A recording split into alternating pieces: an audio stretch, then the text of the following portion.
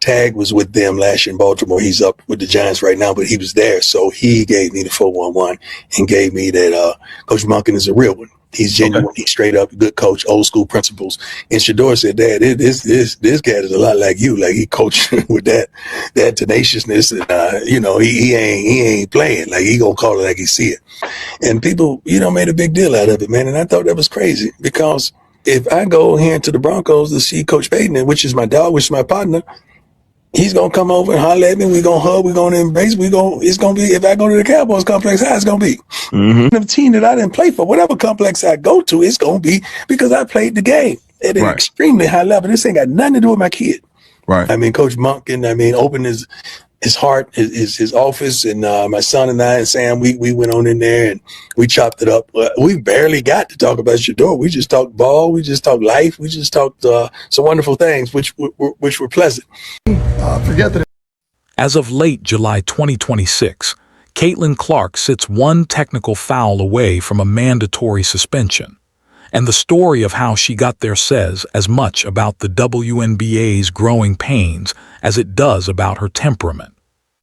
Clark picked up her 7th technical foul of the season on July 23 in a 123-80, a win over the Connecticut Sun, a game in which she also finished with 27 points and 11 assists as Indiana set a franchise scoring record.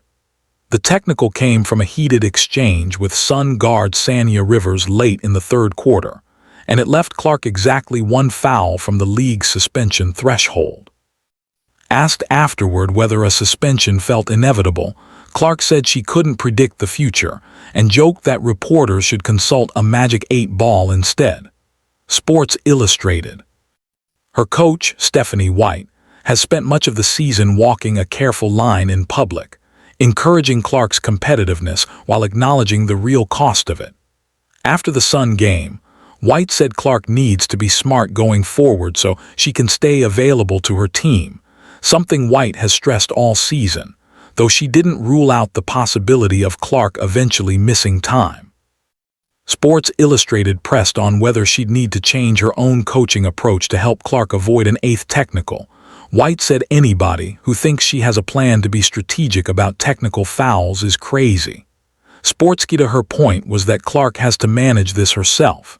The team can help at the margins, but ultimately it's Clark's read of the moment, foul by foul, that decides whether she plays or sits. This isn't a new tension. It's one that's been building for 2 full seasons, through a coaching philosophy that keeps colliding with a league office trying to rewrite its own disciplinary playbook in real time. Clark's history with technical fouls goes back to her 2024 rookie season, when she picked up 6 of them, tied for 2nd most in the league, and came within one of the suspension threshold that existed at the time, 7 technicals, under the old rules. It was enough of a pattern that by the following spring, Clark was already talking about fixing it herself. On a podcast appearance with Sue Bird and Diana Taurasi ahead of the 2025 season, Clark set her own target, no more than 2 technicals for the year.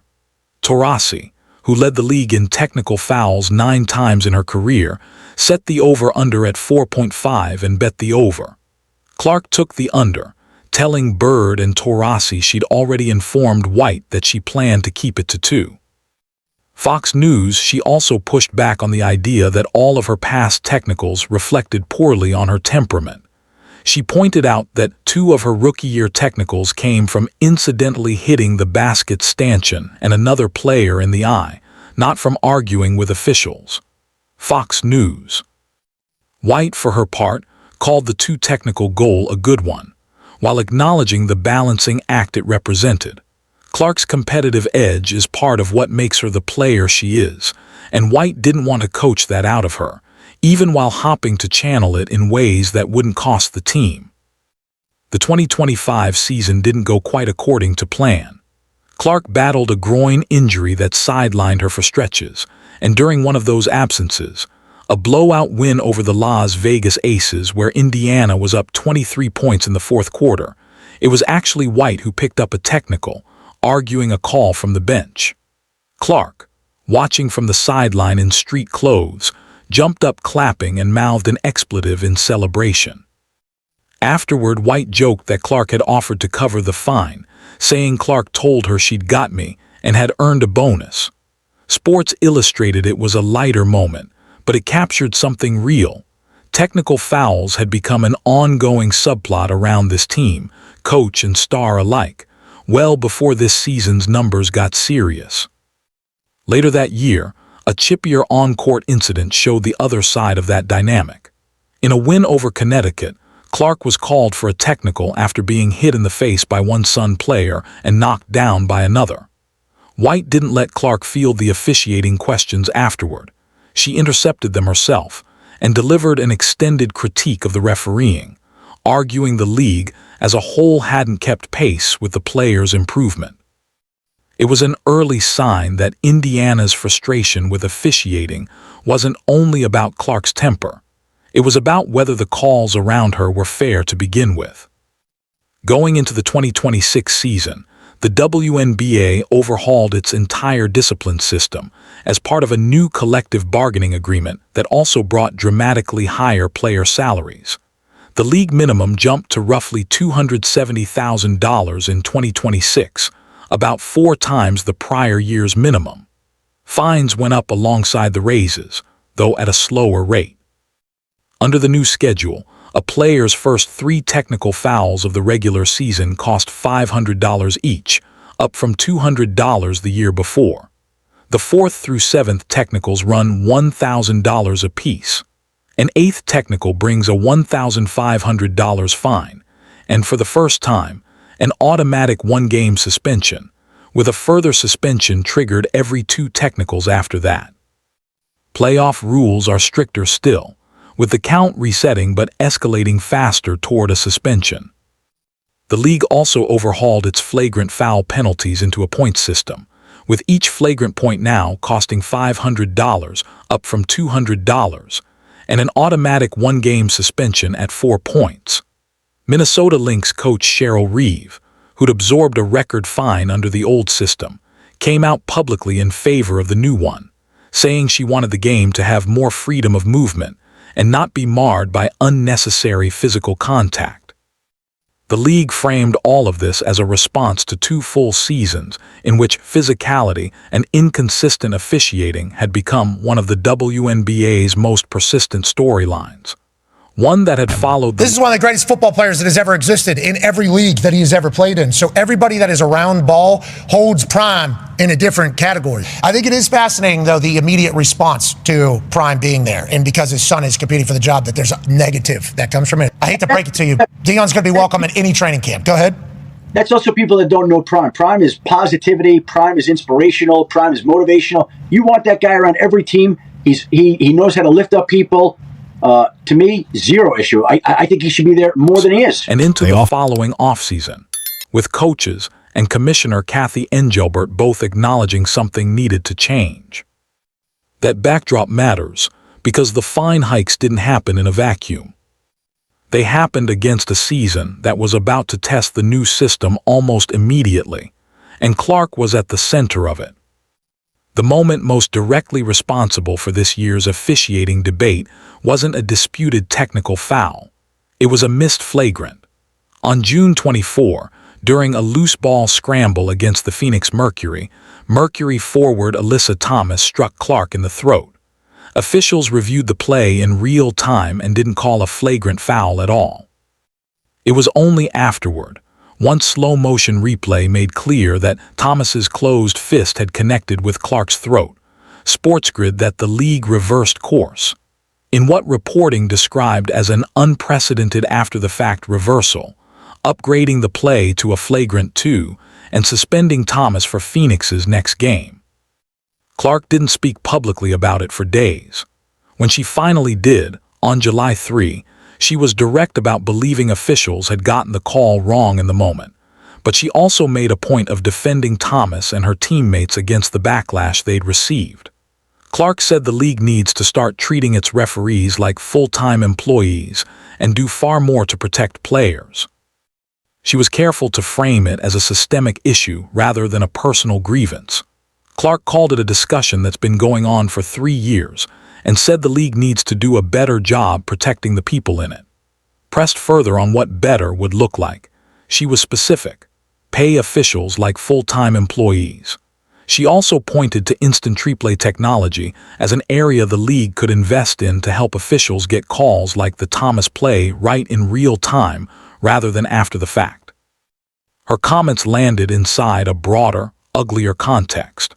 Reporting from The Athletic around the same period found that coaches and general managers from 8 different teams believed WNBA officiating remained substandard. Despite a task force the league had assembled the previous year specifically to address physicality and consistency concerns. A task force that had also led to the league hearing a new referee performance and development. Each against the number ones, the biggest difference between Watson and Shedeur, from what I see, is, and maybe it's because of his experience, at least Watson gets the ball out. Now, it was intercepted twice on Wednesday, but and Shedeur has more of a tendency to tuck it in and run or wander with it. And that yesterday showed up partly because the offensive line is that's not solidified yet. And there was pressure from all angles yesterday, and Shedeur didn't complete a lot of passes. One coach, unnamed in that reporting, argued the league simply needed to pay more to attract better officiating talent, on the logic that the WNBA has the best league in the world but not yet the best officiating talent to match it. Other team sources went further, telling the outlet the review process teams used to formally contest calls was fundamentally broken. So when Clark talks about full-time referees, she isn't inventing a grievance out of one bad whistle. She's articulating a complaint that was already circulating at the coaching and front office level before her own technical count became the headline. The irony is that the same weeks Clark spent pushing for better officiating were also the weeks her own technical count climbed toward the suspension line. On July 17, against the Seattle Storm, Clark had one of the best individual games in league history. 45 points on 11 of 18 shooting, including 6 of 10 from 3, plus 10 assists, 4 steals, and 2 blocks in a 110-107 win. It made her the first player in WNBA history to record at least 40 points and 10 assists in a single game. The next night, against the New York Liberty, she picked up her 6th technical just 91 seconds into the game, a $1,000 fine under the new fee schedule, after going down on a Jonquil Jones screen, not getting the whistle she wanted, and exchanging words with an official. If she'd picked up an 8th technical at that point, it would have triggered an automatic 1-game suspension along with a $1,500 fine. Less than a week later came the 7th technical against Connecticut, the double technical exchange with Rivers, and White's public acknowledgement that Clark is now genuinely one incident from sitting out a game.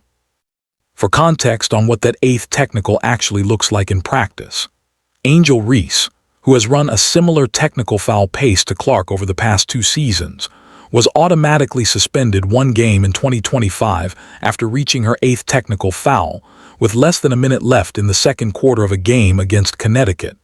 No hearing, no appeal that could undo it, just the suspension and the fine, served in Chicago's next matchup against Indiana. That's the mechanism now sitting 1 foul away from Clark.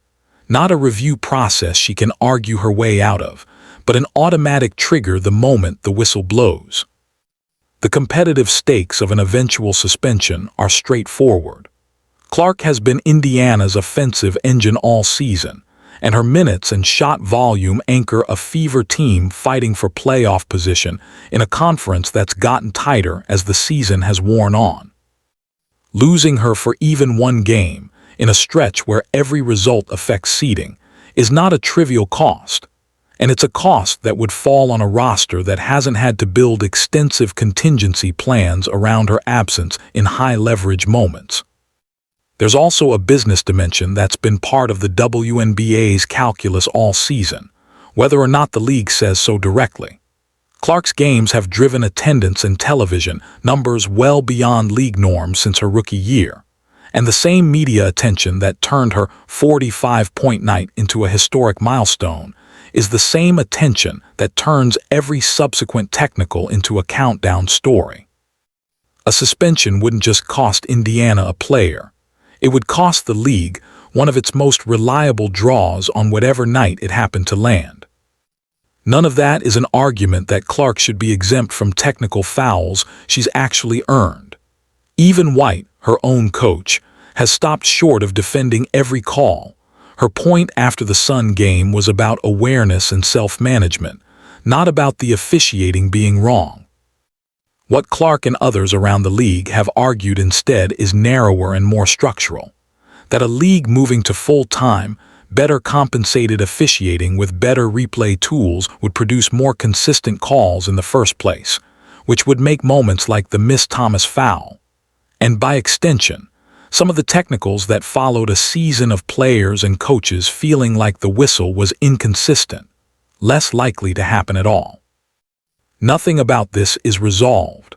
Clark remains one technical from a suspension with a meaningful chunk of the regular season left to play. The league's new fine structure is still in its first year, untested by a marquee suspension of a top-5 draw. And the officiating complaints that predate Clark's own foul trouble.